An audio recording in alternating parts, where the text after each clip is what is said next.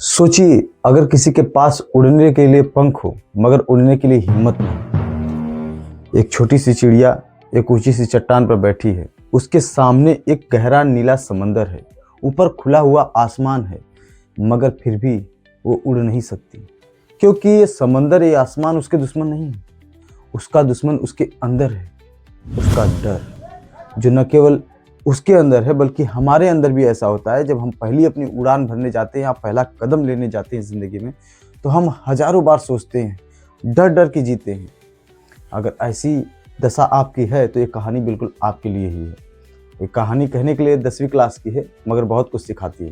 अगर देखेंगे तो शायद आप सीख पाएंगे, अपनी ज़िंदगी में इम्प्लीमेंट कर पाएंगे। तो चलिए स्टार्ट करते हैं और कुछ सीखते हैं। यह कहानी एक छोटे से समुद्री पक्षी के बारे में है, जो अपने माता पिता और अपने भाई बहनों के साथ उसी समुद्र के किनारे एक ऊंची चट्टान पर रहता था। उसके भाई बहन उड़ना सीख चुके थे, मगर अपने ग्रुप में एक अकेला यही पक्षी था जो उड़ नहीं पाता था। ऐसा नहीं है कि वो कोशिश नहीं करता था।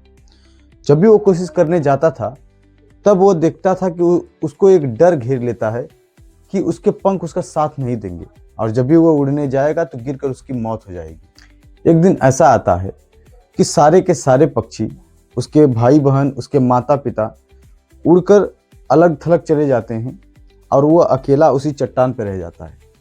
उसके माता पिता आते हैं, उसको समझाते हैं कि तुम्हें भी उड़कर हमारे साथ चलना चाहिए, मगर उसके अंदर जब इतना डर भर जाता है वो उड़ नहीं पाता।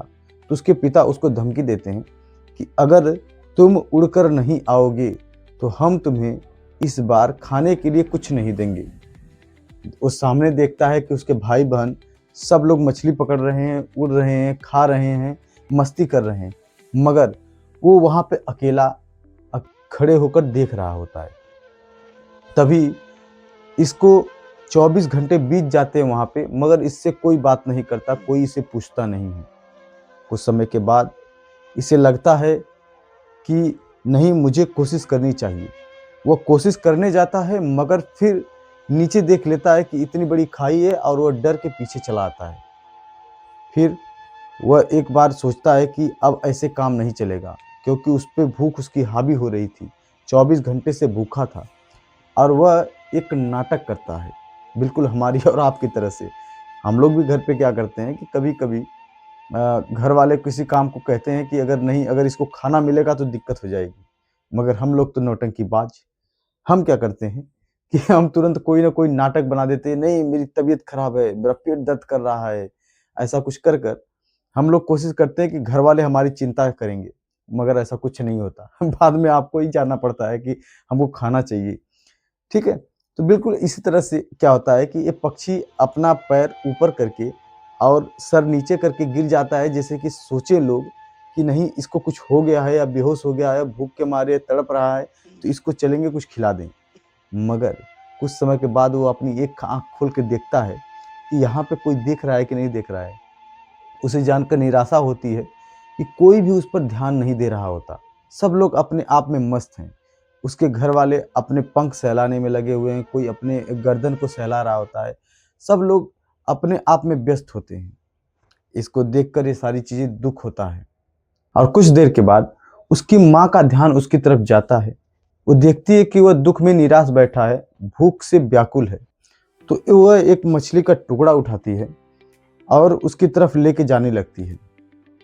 वो पक्षी, छोटा बच्चा, जब उस मछली के टुकड़े को देखता है तो खुशी से उछलने लगता है, लेकिन उसको नहीं पता था कि उसकी माँ की यह चाल है। वह चोंच में अपने मछली के टुकड़ा पकड़े हुए उसी के सामने उड़ने लगती है जहाँ पर वह चट्टान पर खड़ा होता है। अब क्या करती है कि जब वो पकड़ने वाला होता है मछली को, अपने आप को थोड़ा सा पीछे खिसका लेती है, जिसके लिए बाद वह चीखते हुए उस मछली के टुकड़े पर कूद पड़ता है। छलांग लगाने को तो वह लगा देता है, मगर नीचे की तरफ गिरने लगता है। अब वह चीखते हुए नीचे गिर रहा होता है, लेकिन अचानक से वह महसूस करता है कि उसके पंख हवा में फैले हुए हैं और वह अब गिर नहीं रहा है, उड़ रहा है। बल्कि इस बात का अनुभव उसे बहुत ही आनंद देता है, और उसके बाद वह आसमान में बहुत देर तक उड़ता रहता है। इस चीज़ का अनुभव करता है कि उसकी पहली उड़ान उसे कितनी खुशी दे रही है।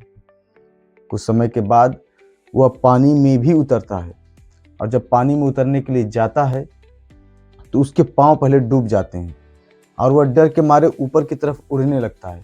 लेकिन जबकि वह 24 घंटे से भूखा था, इसलिए वह उड़ नहीं पाता है। इतना थका मंदा था, कमज़ोर हो चुका था, जिसकी वजह से वह पानी में उतरता है तो उसका पेट पानी पर सट जाता है और वह तैरने लगता है, जिससे इसे पता चलता है कि नहीं, वह डूबेगा नहीं। और इसी तरह से उसके भाई बहन और माता पिता उसके सामने आते हैं और उसको शाबाशी देते हैं, उसकी सराहना करते हैं।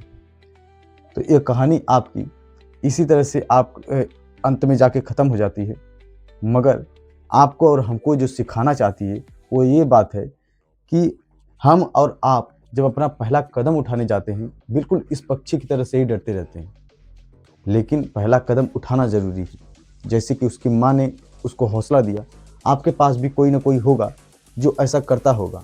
आपके टीचर हो सकता है, आपके घर वाले हो सकते हैं, आपके समाज का कोई व्यक्ति हो सकता है, आपका दोस्त हो सकता है, कोई ना कोई रहता है जिससे कि आप सीख कर इस तरह से आगे बढ़ सकते हैं। ज़रूरी है कि आप पहला कदम उठा रहे हैं कि नहीं। आप जब पहला कदम उठाएंगे तो आपको पता चलेगा कि हाँ, आप कर सकते हैं। पहले ही इस बात को डिसाइड नहीं करना है कि आप नहीं कर सकते। अगर मैं करूँगा तो फेल हो जाऊँगा तो क्या होगा।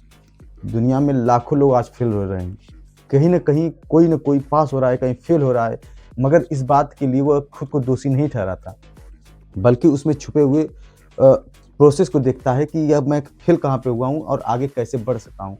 उस चीज़ों से जो सीखता है उसको दूसरों को बताता है। आप एक अनुभवी प्राणी बनते हैं। इसी चीज़ के साथ एक कहानी ख़त्म होती है। अगर आपको एनिमेशन पसंद आया हो या फिर आपको कोई शिकायत हो तो कमेंट सेक्शन में बताइएगा, और आपको ऐसी वीडियो चाहिए तो चैनल को सब्सक्राइब कर लीजिए। मिलते हैं नेक्स्ट वीडियो में।